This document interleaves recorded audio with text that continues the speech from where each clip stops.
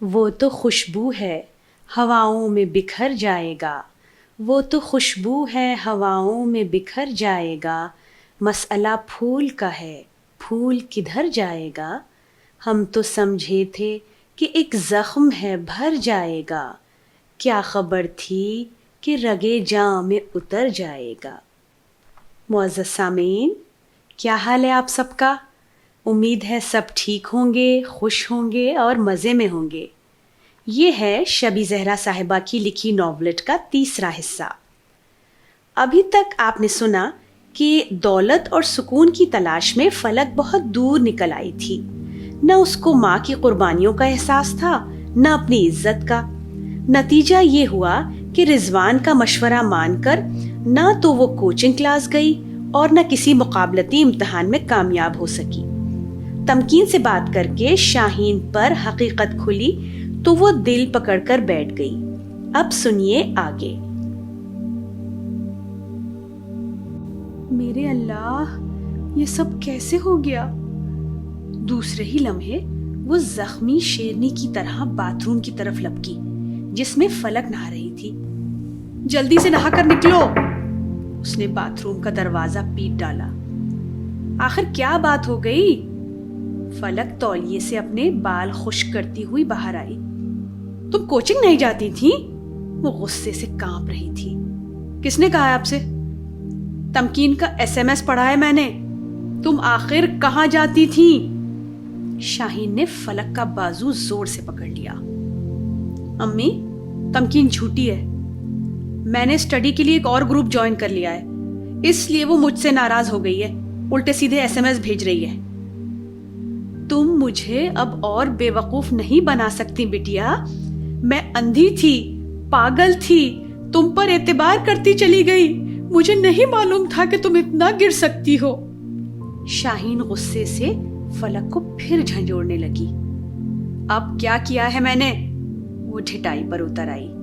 کیا کیا ہے؟ تم کو خبر نہیں کہ تم نے کیا کیا ہے، بے شرم؟ ایک زور کا تماچا فلک کو بدحال کر گیا۔ امی، وہ زور سے چیخی، میں اب بچہ نہیں ہوں، تماچا بچوں کو لگایا جاتا ہے۔ فلک بھی غصے میں آ گئی۔ کاش یہ تماچا میں نے بچپن میں لگا دیا ہوتا۔ اور رضوان کون ہے یہ؟ اچھا، تو اس ذلیل لڑکی نے آپ کو سب کچھ بتا دیا۔ ذلیل تم ہو، تمہیں ماں سے کوئی ہمدردی نہیں ہے۔ شاہین کی آواز میں بلا کی بے بسی تھی۔ امی، مجھے اندازہ ہے۔ فلک نے شاہین کا ہاتھ اپنے بازو سے چھڑاتے ہوئے کہا۔ مجھے معلوم ہے امی کہ آپ نے ساری عمر میرے لیے قربانیاں دی ہیں، آرام و سکون آپ نے دیکھا ہی نہیں، اب اور زیادہ غربت کی دلدل میں تو نہیں دیکھ سکتی آپ کو دھستا ہوا۔ اس لیے امی، میں نے ایک ایسا شریک حیات منتخب کیا ہے جو ہمیں بہترین مستقبل سے ہمکنار کر دے گا۔ بڑی ہوشیاری سے فلک ٹہر ٹہر کر ماں سے بولتی رہی۔ بے وقوف لڑکی، دوسروں کے چراغ سے روشنی ڈھونڈتی ہو؟ میں تو خود تم کو ایک روشن چراغ مہیا کرنا چاہتی تھی، علم کا چراغ بیٹا، جس کی روشنی میں چل کر منزل کا متلاشی اپنی منزل ڈھونڈ لیتا ہے۔ امی، یہ فلسفہ ہے، فلسفہ، کتابوں کی باتیں ہیں یہ سب، حقیقت کچھ اور ہی ہے۔ اور میں آپ کو رضوان سے ملواؤں گی امی، بہت نیک ہیں، ان کو ہمارے سارے حالات معلوم ہیں، پھر بھی وہ مجھ سے شادی کرنا چاہتے ہیں اور آپ کی بھی ذمہ داری اٹھانے کے لیے تیار ہیں۔ میں نے ان کو بتایا ہے کہ صرف میں ہی اپنی ماں کا سہارا ہوں۔ فلک نے ماں کی پیشانی سے بال ہٹاتے ہوئے کہا۔ لیکن تم نے پڑھائی کی طرف سے اتنی بے اتنائی کیوں برتی؟ شادی ابھی فوراً تو نہیں ہو رہی ہے نا؟ وہ ابھی بھی دل برداشتہ تھی۔ رضوان نہیں چاہتے کہ میں آگے پڑھوں۔ کیوں؟ کیا وہ خود جاہل ہے؟ شاہین نے طنز کیا۔ امی، وہ خود MBA ہیں اور کئی ٹیکسٹائل ملز کے مالک ہیں، وہ عورتوں کی نوکری کے خلاف ہیں، اس لیے میرا MBA کرنا ان کو بے معنی لگتا ہے۔ فلک، اپنے پیروں پر کلہاڑی ماری ہے تم نے، میرے خواب چکنا چور کر دیے۔ بالکل بھی رحم نہیں آیا ماں پر۔ وہ دوپٹے کے پلو سے آنسو پوچھتے ہوئے ہچکیاں لینے لگی۔ امی، آپ کو جلد اپنے خوابوں کی تعبیر مل جائے گی۔ رضوان بہت دولت مند انسان ہے۔ 2 کانپور میں اور 1 دہلی میں ٹیکسٹائل مل صرف رضوان کے حصے میں آئی ہے۔ آپ خواہ اپنا دل چھوٹا کر رہی ہیں۔ فلک شاہین کے قدموں کے پاس بیٹھ گئی۔ فلک، یہ دولت کی رٹ چھوڑ دو۔ اگر آسمان میں پرواز کرنے کا اتنا ہی شوق ہے تو خود اپنے اندر قوت پیدا کرو۔ مجھے لگتا ہے کہ اس کی دولت نے تمہاری آنکھیں خیرہ کر دی ہیں، اور تم اب یہ سمجھنے سے قاصر ہو کہ انسان کی شخصیت کا نکھار اس کی دولت سے نہیں بلکہ اس کے کردار سے ہوتا ہے۔ تمکین نے مجھے بتایا ہے کہ وہ قابل اعتبار لڑکا نہیں ہے۔ تمکین کی تو بات چھوڑیے، وہ تو 1 نمبر کی جھوٹی ہے۔ وہ اس قسم کی لڑکیوں میں سے ہے جو کسی کو خوش نہیں دیکھ سکتی، اور خاص کر کے مجھے وہ نہیں چاہتی کہ میں اس کی ہم پلہ ہو جاؤں۔ اور رضوان سے آپ خود ہی مل لیجئے گا، ہمارے دن بدل جائیں گے، میں بتا رہی ہوں۔ خاک بدلیں گے دن؟ میں نے تو یہی چاہا تھا، لیکن تم نے تو اپنی قسمت پھوڑ لی ہے۔ شاہین منہ بنا کر بولتی رہی اور اٹھ کر کھڑی ہو گئی۔ امی، لڑکیوں کو پرواز کرنے کے لیے اپنے پروں کی ضرورت نہیں ہوتی، وہ تو اپنے شوہروں کے دوش پر اڑتی ہیں۔ اب دیکھیے، اگر ابا کی جگہ آپ کی شادی کسی امیر آدمی سے ہو گئی ہوتی تو آج ہم سب راج کر رہے ہوتے نا۔ لڑکیوں کی قسمت شوہر سے بنتی ہے۔ کاش آپ نے بھی کسی امیر آدمی سے۔ فلک سر ہلا کر بڑے عاقلانہ انداز میں بول رہی تھی۔ اچھا، بیہودہ باتیں نہ کرو، تمہارا تو اللہ ہی حافظ ہے۔ یہ دولت کا عشق تم کو لے نہ ڈوبے، مجھے اسی کا ڈر ہے۔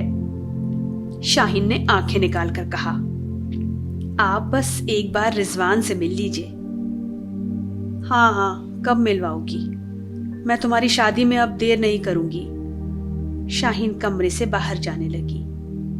بس میں رضوان سے بات کر کے آپ کو بتاتی ہوں، آپ ان سے مل کر بہت خوش ہوں گی۔ وہ بہت خوش اخلاق، خوش شکل اور مہذب ہیں۔ اللہ کرے وہ ایسا ہی ہو، کہتی ہوئی شاہین وضو کرنے باتھ روم میں چلی گئی۔ رضوان 1 ہفتے کے لیے دہلی گیا ہوا تھا۔ اس کی دہلی والی مل میں مزدوروں نے سٹرائک کر دی تھی۔ فلک ایسے حالات میں اس کو فون کر کے مزید پریشان کرنا نہیں چاہتی تھی، اس لیے اس نے سوچا کہ جب وہ دہلی سے واپس آ جائے گا تب وہ اطمینان سے بیٹھ کر اس سے تفصیل سے بات کرے گی۔ لیکن شاہین اتنا انتظار کرنے کے لیے تیار نہیں تھی اور خود رضوان سے فون پر بات کرنے کے لیے اصرار کرنے لگی۔ آخر کار ہمت کر کے فلک نے فون ملا ہی دیا۔ ہلو فلک، کیا بات ہے؟ ٹھیک تو ہو تم؟ میں بہت بزی ہوں یہاں پر، اسی لیے تم سے بات نہیں کر پایا۔ رضوان، امی کو تمام حالات کی خبر ہو گئی ہے۔ تو اس کے لہجے میں ترشی تھی۔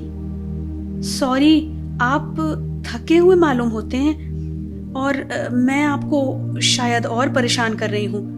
دراصل امی آپ سے فون پہ بات کرنا چاہتی ہیں۔ کیوں؟ اس نے تنک کر پوچھا۔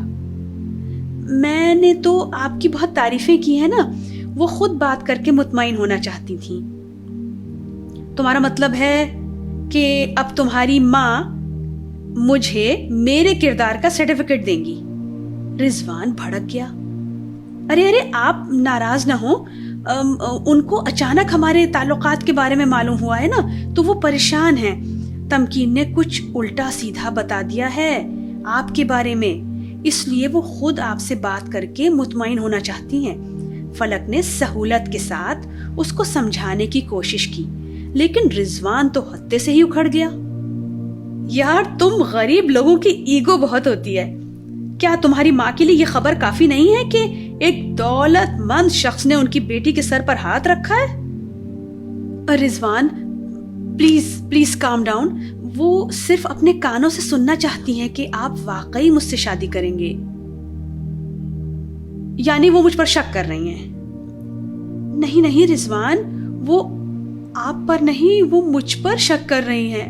اچھا اگر آپ ابھی بزی ہیں تو آپ رہنے دیں، آپ فون پہ بات نہ کریں، جب کانپور واپس آئیں گے تو میرے گھر آ جائیے گا، فلک نے بڑے مان کے ساتھ کہا۔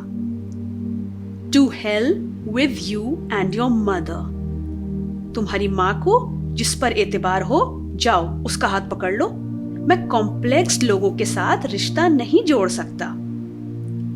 یا اللہ رضوان خفا نہ ہو، وہی ہوگا جو آپ چاہیں گے، وہ کہتی رہی، روتی رہی، لیکن رضوان فون بند کر چکا تھا۔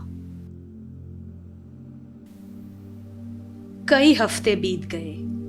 فلک نے بہت کوشش کی کہ رضوان سے فون پر بات کرے، لیکن اس نے غالباً اپنا سم کارڈ ہی بدل لیا تھا۔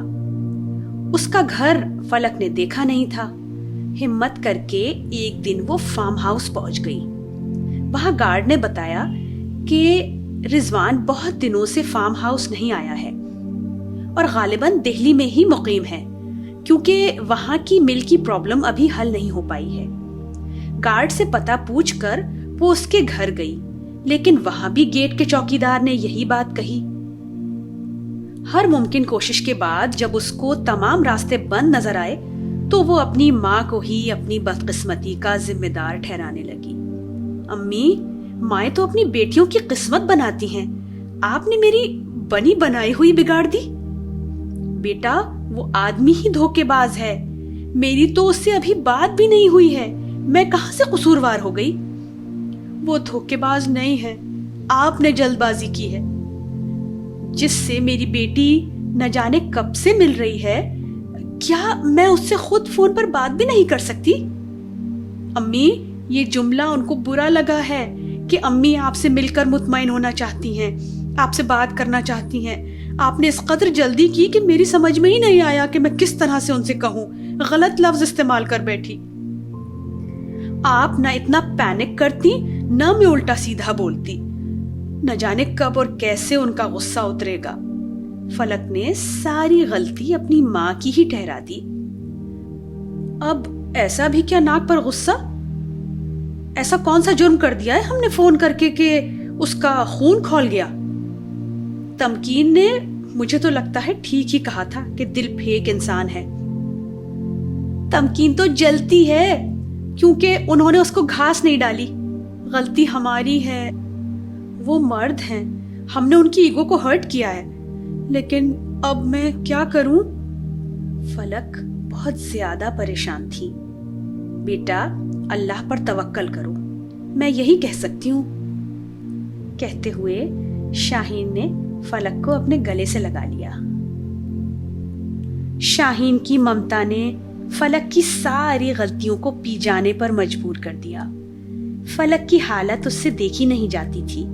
وہ سارا دن کمرے میں پڑی رہتی، روتی رہتی۔ بیٹی کے ساتھ ساتھ شاہین خود بھی ذہنی مریضہ ہوتی جا رہی تھی، کیونکہ فلک کے بار بار احساس دلانے پر وہ اپنے آپ کو اس کا قصوروار سمجھتی تھی۔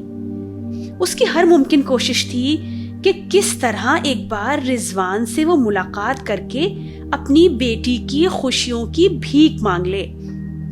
تمکین سے ملاقات ہی ایک مناسب ذریعہ اس کو سمجھ میں آیا، اور وہ فون کر کے فلک کو بتائے بغیر اس کے گھر پہنچ گئی۔ تمکین اور اس کی ماں نے شاہین کو رضوان کے سارے حالات بتا دیے۔ آنٹی، میں نے فلک کو پہلے ہی آگاہ کر دیا تھا، اس کی پہلی شادی کے بارے میں بھی بتا دیا تھا۔ رضوان مانا ہوا فلرٹ انسان ہے، لیکن فلک کچھ سننے ماننے کو تیار ہی نہیں تھی۔ جب میں نے کھل کر مخالفت کی تو اس نے مجھ سے ناتا توڑ دیا، ہماری اتنی پرانی دوستی کو ختم کر دیا۔ تمکین بولی، بیٹا نادان لڑکی ہے، اور نادان لڑکیاں جب محبت کی پٹی اپنی آنکھوں پر باندھ لیتی ہیں تو انہیں کچھ نظر نہیں آتا، غلط اور صحیح، دوست اور دشمن۔ تم برا نہ ماننا بیٹی، کسی چیز کی ان کو تمیز نہیں رہ پاتی، اور صرف وہی دیکھتی ہیں جو ان کے دل کی آنکھیں دیکھنا چاہتی ہیں۔ لیکن بیٹا جو ہونا تھا وہ ہو گیا، اب بتاؤ میں کیا کروں؟ میرے تو ہاتھ کے طوطے ہی اڑے ہوئے ہیں۔ فلک بھوکی پیاسی دن رات روتی رہتی ہے، اور اپنی بدقسمتی کا ذمہ دار مجھے ٹھہراتی ہے۔ شاہین نے سر جھکا کر کہا۔ آنٹی آپ ہمت سے کام لیجئے، آپ بتائیے میں آپ کی کیا مدد کر سکتی ہوں؟ فلک میری عزیز دوست ہے۔ بیٹا اگر میں ایک بار رضوان سے مل لیتی تو شاید آمنے سامنے بیٹھ کر اس کی غلط فہمی دور کر دیتی۔ فلک نے زندگی میں کوئی خوشی نہیں دیکھی ہے، میں یہ خوشی اس سے چھیننا نہیں چاہتی۔ شاہین نے اپنا مدعا بیان کیا۔ تمکین کی ماں جو ڈاکٹر تھیں اور بہت دیر سے خاموشی سے سب کچھ سن رہی تھیں، اب اور خاموش نہ رہ سکی۔ بہن، رضوان میری بیٹی کا دیور ہے، مجھے معلوم ہے وہ کیسا ہے۔ کیوں جھونک رہی ہیں اپنی لڑکی کو جہنم میں؟ اس کو سمجھائیے کہ وہ غلط قدم اٹھا رہی ہے۔ آپ تو ماں ہیں، روکیے اسے۔ بچوں کی جا بے جا خواہشات پوری کر دینا ان کے حق میں نقصان دہ ہوتا ہے۔ ابھی بھی وقت ہے، اس میں دینوی اور دنیاوی ذمہ داریوں کا شعور بیدار کیجیے۔ تمکین کی ماں نے مزید صلاح دی۔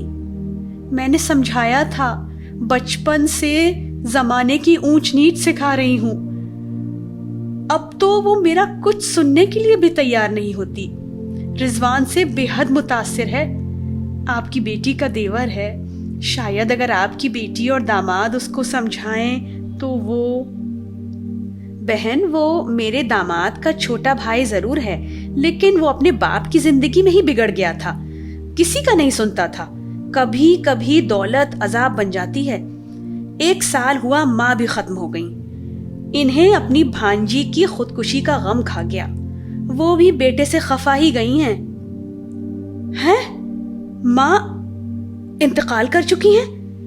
لیکن وہ تو فلک سے کہہ رہا تھا کہ ماں کو شادی کے لیے تیار کرنا ہے، اس لیے کچھ وقت چاہیے۔ ہاں بہن، دیکھ لیجئے آپ کے سامنے آ گئی بات، سب دھوکہ زنی ہے۔ ایسے ہی وہ معصوم لڑکیوں کو قابو میں کر کے چھوڑ دیتا ہے، اس کے بارے میں بھول جائیے، میری تو یہی رائے ہے۔ تمکین کی ماں نے ایک بار پھر شاہین کو حقیقت سمجھانی چاہی، لیکن شاہین کو نہ جانے کیوں امید تھی کہ اس کی بیٹی کی بگڑتی ہوئی قسمت سنبھل جائے گی، یا پھر شاید زمانے کے ناخوشگوار حالات سے لڑتے لڑتے اس کی سوجھ بوجھ میں بھی دیمک لگ گئی تھی، یا پھر وہ بالکل تھک چکی تھی۔ ڈاکٹر صاحبہ، میں ہر قیمت پر ایک بار رضوان سے ملنا ضرور چاہتی ہوں اور فلک کے ساتھ ملنا چاہتی ہوں۔ اگر آپ کچھ انتظام کر دیں تو میں آپ کا احسان کبھی نہیں بھولوں گی۔ شاید خوف خدا رضوان کا دل نرم کر دے اور میری بچی ذلیل و خوار ہونے سے بچ جائے۔ شاہین نے کچھ ٹھہر کر ایک بار پھر بڑی عاجزی کے ساتھ ان سے تعاون کی بھیک مانگی۔ تمکین کی ماں مسکرا دی۔ خوف خدا، خیر میں سمین سے بات کروں گی، اس کا دیور ہے، کبھی تو اس کے گھر آتا ہی ہوگا، شاید وہ کچھ مدد کر سکے۔ تمکین کی ماں کے وعدے نے شاہین کو ایک نئی قوت دی اور وہ بہت امیدیں لے کر گھر واپس آ گئی۔ تیسرے ہی دن تمکین کی امی کا فون آ گیا کہ رضوان کے گھر میں کچھ مرمت چل رہی ہے، اس لیے وہ 1 ہفتے کے لیے اپنے بھائی کے گھر شفٹ ہو گیا ہے۔ تمکین کی بہن سمین اور بہنوئی فرمان کو جب ساری تفصیلات کا علم ہوا تو وہ از راہ ہمدردی فلک کے معاملے کو سلجھانے کے لیے تیار ہو گئے۔ اتفاق سے انہی دنوں سمین کی کچھ طبیعت بھی خراب تھی۔ موقع کا فائدہ اٹھاتے ہوئے سمین نے اپنی بہن تمکین کو گھر بلایا اور ساتھ میں فلک اور شاہین کو بھی آنے کو کہا، تاکہ رضوان کو کوئی شک نہ ہو اور وہ یہ سمجھے کہ یہ سارے لوگ سمین کی عیادت کے لیے آئے ہیں۔ شاہین نے فلک کو اس پروگرام کے بارے میں بتایا۔ بیٹا، میں نے تمکین کی ماں سے تمہارے اور رضوان کے سلسلے میں بات کی تھی، اب ان کا فون آیا ہے۔ رضوان آج کل سمین کے گھر ہی ٹھہرا ہوا ہے، انہوں نے ہم دونوں کو بلایا ہے، تم ایک بار چل کر اس سے 2 ٹوک بات کر لو، شاید کہ بات بن جائے، وہ لوگ بھی اس پر ضرور دباؤ ڈالیں گے۔ امی، مجھے ڈر لگتا ہے اب بات اور خراب نہ ہو جائے، فلک نے اپنا خوف ظاہر کیا۔ اب اس سے زیادہ کیا خراب ہوگی، آمنے سامنے بات ہو جائے۔ تمکین نے کہا ہے کہ ہم لوگ ظاہر یہی کریں گے کہ ہمیں رضوان کے وہاں ہونے کی کوئی خبر نہیں ہے۔ ہم لوگ تو سمین کو دیکھنے آئے ہیں، جب وہاں پہنچ کر ہم بات نکالیں گے تو سبھی اس پر دباؤ ڈالیں گے۔ ویسے فلک کی تمام امیدوں پر پانی پھر چکا تھا، لیکن انسان بڑا کمزور ہوتا ہے، ذرا سے میں خوش اور ذرا سے میں ناخوش۔ بہرحال تمکین کا ڈرائیور آ کر فلک اور شاہین کو گھر لے گیا۔ راستے میں تمکین کا فون ایک بار پھر آیا فلک کو خبردار کرنے کے لیے کہ وہ رضوان سے یہی کہے کہ وہ سمین کو دیکھنے آئی ہے اور رضوان کو وہاں دیکھ کر وہ حیرت کی ایکٹنگ کرے۔ بالکنی میں رضوان آرام کرسی پر بیٹھا اخبار پڑھ رہا تھا۔ تمکین چائے لے کر رضوان کے سامنے آ کر کھڑی ہو گئی۔ رضوان بھائی، چائے حاضر ہے، اس نے زور سے آواز لگائی۔ ارے آپ کب آئیں؟ اس نے چائے کی پیالی لیتے ہوئے کہا۔ بس تھوڑی دیر پہلے، دراصل میری دوست کو باجی کی مزاج پرسی کے لیے آنا تھا، اس کو گھر نہیں معلوم تھا، اس لیے میں اس کو ساتھ لے کر آئی ہوں۔ اچھا، کون ہے آپ کی دوست؟ ہم سے نہیں ملوائیں گی کیا؟ آپ کہیں گے تو ضرور ملوا دوں گی، ابھی بلاتی ہوں، کہتے ہوئے وہ اندر چلی گئی۔ کچھ ہی لمحوں بعد وہ فلک کے ساتھ بالکنی میں داخل ہوئی۔ ارے رضوان، آپ یہاں؟ فلک بول پڑی۔ اچھا، تو آپ دونوں ایک دوسرے کو جانتے ہیں؟ یس، یاد آیا، باجی کی شادی میں ملاقات ہوئی ہوگی۔ بڑی اچھی یادداشت ہے فلک، تمکین نے ہوشیاری سے بات بنائی۔ اچھا فلک، تم بیٹھو، میں تمہارے لیے بھی چائے لے آتی ہوں، کہتی ہوئی تمکین چلی گئی۔ رضوان فلک کو دیکھ کر ششدر رہ گیا تھا۔ فلک سمجھی تھی کہ اس کو دیکھ کر رضوان کا دل ایک بار پھر اس کے حسن کی گرفت میں آ جائے گا، لیکن اس کا یہ خواب بھی مٹی کے گھروندے کی طرح ٹوٹ کر بکھر گیا اور وہ اپنے لیے اس کی آنکھوں میں محبت ڈھونڈتی ہی رہ گئی۔ یہ کیا ڈرامہ ہے؟ رضوان نے غصے سے پوچھا۔ رضوان، آپ کو یہ ڈرامہ لگ رہا ہے؟ یہ تو ایک خوبصورت اتفاق ہے۔ آپ کو یہاں دیکھ کر مجھے کتنی خوشی ہو رہی ہے، میرے پاس الفاظ نہیں ہیں، ترس گئی تھی آنکھیں آپ کو دیکھنے کے لیے۔ لیکن اب میرا کوئی جذبہ تم سے وابستہ نہیں ہے، رضوان نے رکھائی سے جواب دیا۔ رضوان، میں مر جاؤں گی آپ کے بغیر۔ آپ اس دن اتنے غصے میں آ گئے تھے کہ میں کچھ بات سمجھا ہی نہیں پائی۔ امی کو آپ پر اعتبار ہے، وہ تو آپ سے مل کر شادی کی سب تفصیل طے کرنا چاہتی تھیں۔ تمہاری ماں کو کس نے حق دیا ہے کہ وہ میرا مستقبل طے کریں؟ تم کو مجھ سے نہیں، میری دولت سے محبت تھی، اسی لیے شادی کی جلدی تھی نا، رضوان نے حقارت کے ساتھ کہا۔ رضوان، آپ میرے جذبات کی توہین کر رہے ہیں۔ میں آپ سے بھیک مانگتی ہوں، مجھے اس طرح بے سہارا نہ چھوڑیں۔ فلک بے ساختہ رو پڑی۔ دیکھو فلک، اب سب معاملہ ختم ہو گیا ہے، یہاں کسی کو ہمارے تعلقات کے بارے میں خبر نہیں ہونی چاہیے، رضوان نے چوروں کی طرح ادھر ادھر دیکھتے ہوئے کرخت آواز میں کہا۔ ایسے معاملہ کیسے ختم ہو سکتا ہے؟ میں نے آپ کی محبت میں اور آپ کی خوشی کے لیے اپنا سب کچھ داؤ پر لگایا ہے، اب اس طرح مجھے اندھیروں میں نہ دھکیلیے، فلک نے احتجاج کیا۔ میڈم، میں نے کبھی بھی زبردستی سے کام نہیں لیا، آپ خود چل کر آئی تھی میرے ساتھ جانے کے لیے۔ ہاں میں آئی تھی، لیکن آپ نے شادی کا وعدہ کیا تھا اس لیے آئی تھی۔ فلک مسلسل روئے جا رہی تھی، ہچکیوں کے بیچ اس کے الفاظ بھی صحیح طریقے سے ادا نہیں ہو پا رہے تھے۔ وعدہ کیا تھا، شادی تو نہیں کی تھی نا؟ اگر تم واقعی شریف اور باحیا ہوتی تو اپنے کو اتنی آسانی سے کسی کے حوالے نہ کر دیتی۔ رضوان کے لہجے میں اتنی ترشی تھی، اتنی کاٹ تھی، جس کا فلک نے خواب میں بھی تصور نہیں کیا تھا۔ خدا را، آپ یہ کیا کہہ رہے ہیں؟ اتنا کیسے بدل گئے آپ؟ میں آپ سے بے تحاشا محبت کرتی ہوں، پلیز مجھے اس طرح نہ ٹھکرائیے، میں کہیں کی نہ رہوں گی، فلک نے ایک بار پھر محبت کی بھیک مانگی۔ اگر عزت دار ہوتی تو اپنی عزت سنبھال کر رکھتی. تم جیسی مٹیریلسٹک لڑکیاں، سطحی ذہنیت والی، وہ کسی بھی مرد کے ساتھ وقت گزارنے کے لیے تیار ہو جاتی ہیں، کچھ کمانے کے لیے. رضوان، مجھے یقین نہیں آ رہا ہے کہ میں اسی رضوان سے بات کر رہی ہوں جو کچھ عرصے پہلے میرے اوپر جان چھڑکتا تھا. میرا قصور کیا ہے بتائیے، آج آپ بتائیے کہ میرا قصور کیا ہے. میں آپ سے ہاتھ جوڑ کر معافی مانگ لوں. تمہارا قصور یہ ہے کہ تم خواب دیکھ رہی تھی. اب جاگ جاؤ، تسلیم کر لو کہ میرا تمہارا کوئی جوڑ نہیں ہے. شادی ہم پلہ لوگوں میں ہوتی ہے. اب خاموشی سے اپنی ہی حیثیت کے کسی فرد سے شادی کر لو. رضوان نے صلاح دی. تو اب تک آپ مجھے صرف دھوکہ دے رہے تھے، سبز باغ دکھا رہے تھے. جو بھی سمجھ لو بھائی، مرد تو بھنورے کی طرح ہوتا ہے، جو پھول جب پسند آ جائے پھر دوسرا پھول. رضوان نے ایک چھوٹا سا قہقہہ لگا کر کہا. اس سے پہلے کہ فلک کچھ کہتی، تمکین چائے کی ٹرے لے کر آ گئی. تمکین کو دیکھ کر فلک کے صبر کا پیالہ لبریز ہو گیا. وہ پھوٹ پھوٹ کر آواز کے ساتھ رونے لگی. ارے ارے، یہ سب کیا ہو رہا ہے؟ کیا کہہ دیا آپ نے میری دوست کو؟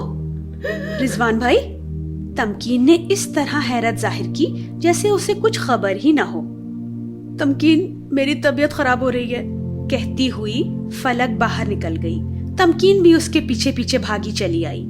فلک کی سرخ آنکھیں دیکھ کر سب کچھ کہے بغیر ہی سمجھ گئے کہ وہ ناکامیاب لوٹی ہے. اپنی ماں کو دیکھ کر فلک کا دل بھر آیا.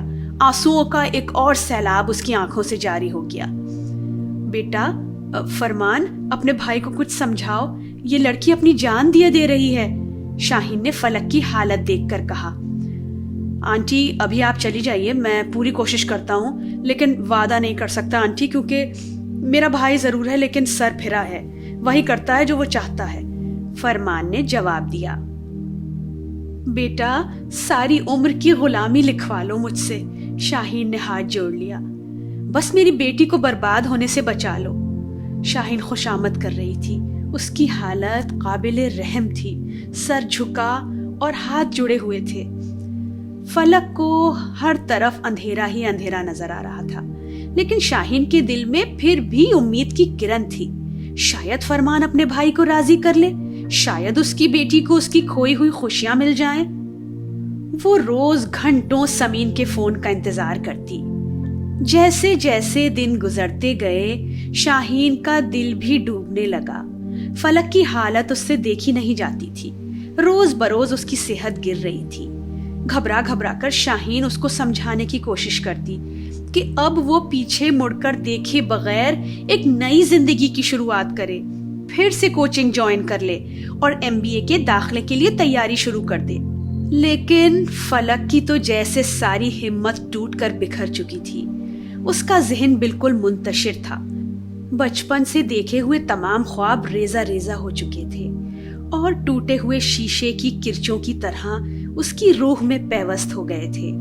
وہ مستقل اپنی بدقسمتی پر آنسو بہاتی رہتی. میری گڑیا، ہمت سے کام لو. شاہین فلک میں ایک نئی روح پھونکنے کی کوشش کرتی. جب میرا غم غلط ہو جائے گا میں ٹھیک ہو جاؤں گی. آپ بار بار مجھے سمجھانے کی کوشش نہ کیا کیجیے. غم کیسا بیٹا؟ یہ تو شکر کا مقام ہے کہ ایسے موذی انسان کے چنگل سے بچ کر نکل آئی تم. غم ہوتا ہے کوئی قیمتی چیز کھونے کا. ارے وہ تو صرف ایک مرد ہے، وہ بھی بد کردار، ناقابل اعتبار. امی میں آپ سے ریکویسٹ کر رہی ہوں نا، آپ مجھے کچھ وقت دیجیے. سنا ہے وقت بہت بڑا مرہم ہے، شاید میرے زخم بھی بھر جائیں. فلک نے جواب دیا. رضوان کے گھر کی مرمت مکمل ہو چکی تھی. اس نے گھر جانے کا ارادہ کیا اور اپنی پیکنگ کرنے لگا. فرمان اور سمین دونوں اس کے پاس آ کر بیٹھ گئے. گھر پر کون انتظار کر رہا ہے دیور جی آپ کا؟ یہیں ٹھہریے، سمین بولی. رضوان، آج صبح تمکین کا فون آیا تھا. وہ بتا رہی تھی کہ اس کی دوست ہے فلک، جس کو تم جانتے ہو اور اس سے شادی بھی کرنا چاہتے ہو. لڑکی تو مجھے پسند ہے، اب دیر کاہے کی؟ گھر پر انتظار کرنے والا کوئی ہونا چاہیے. فرمان نے اپنے چھوٹے بھائی رضوان کو ٹٹولا. آپ کی شادی میں ملاقات ہوئی تھی بس، اور کیا؟ اچھا دیور جی، اور وہ شادی والی بات کیا ہے؟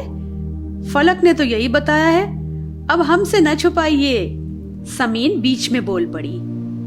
بھابھی اب بہت بھولی ہیں، جانتی نہیں ہیں غریب لڑکیوں کو، ذرا سی مدد کر دو، ہمدردی دکھا دو تو پیچھے پڑ جاتی ہیں۔ مطلب میں سمجھی نہیں۔ وہ ایک بار بارش میں بھیگتی ہوئی کالج جا رہی تھی، میں نے لفٹ دے دی، یہ سوچ کر کہ تمکین کی دوست ہے۔ اب وہ محبت کرنے لگے اور شادی کی من گھڑت کہانیاں سنانے لگے تو میں کیا کر سکتا ہوں؟ رضوان نے بات ٹالنے کی کوشش کی۔ رضوان، اللہ کا خوف کرو، کسی غریب لڑکی کی آہیں نہ سمیٹو، وعدہ کیا ہے تو نبھاؤ، اور پھر اب تمہاری عمر بھی اچھی خاصی ہو گئی ہے، شادی کر کے گھر بساؤ، انسانوں کی طرح رہو۔ فرمان نے اپنے بھائی کے ضمیر کو للکارا اور قدرے سخت لہجے میں کہا۔ بھائی صاحب، میں نے کوئی وعدہ شادہ نہیں کیا ہے، وہ خواہ میرے پیچھے پڑی ہے۔